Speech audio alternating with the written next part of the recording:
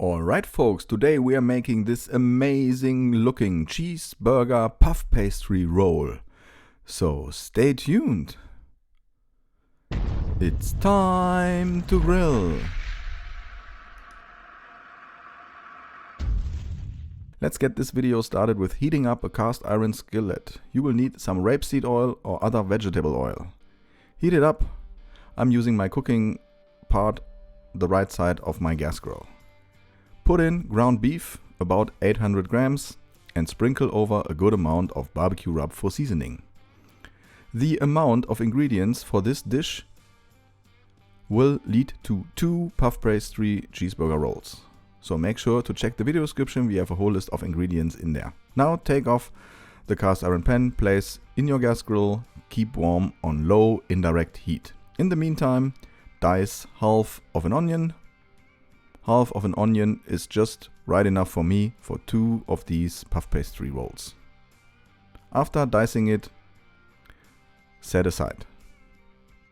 Next ingredient you will need is puff pastry. I'm using convenient stuff, store-bought puff pastry. If you ask me, the effort of making your own puff pastry is not in a real relationship compared to the stuff that you can buy in the store. Start with the sauce. Of course you can make your own burger sauce. We have plenty of recipes on my channel for burger sauces. I decided to make a purer version just using ketchup and mustard. Then place ground beef in the middle. Make sure not to build too high. Take some spoons and then press down gently. Now you can add some more. Make sure to have enough place around that to fold the puff pastry later on. Then you will need the diced onions and your favorite burger toppings. I like to use pickles, but you can use any burger topping you like. You could also add crispy bacon or whatever. Jalapenos will do a great job as well. Then add your cheese. I'm using cheddar cheese. Great flavor, great color. Now take a sharp knife and cut the sides of the puff pastry.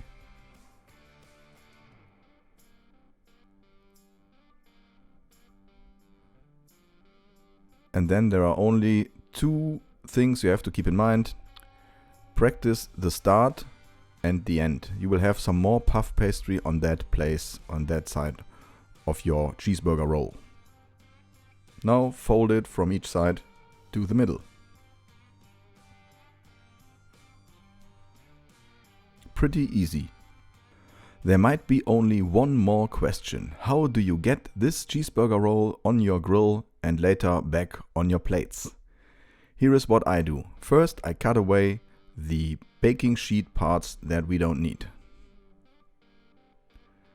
And then I use a cedar plank or flamed salmon planks, whatever.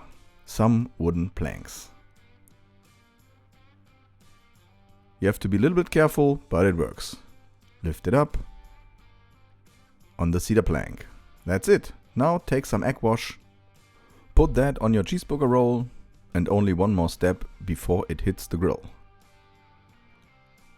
I'm also baking my buns and I like to add sesame seeds. So this is exactly what we're doing here today as well. Sprinkle over some sesame seeds. Looks good, tastes good. This makes a big difference. Now you will need a grill for high temperature.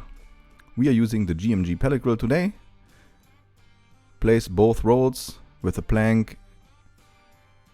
Close the lid.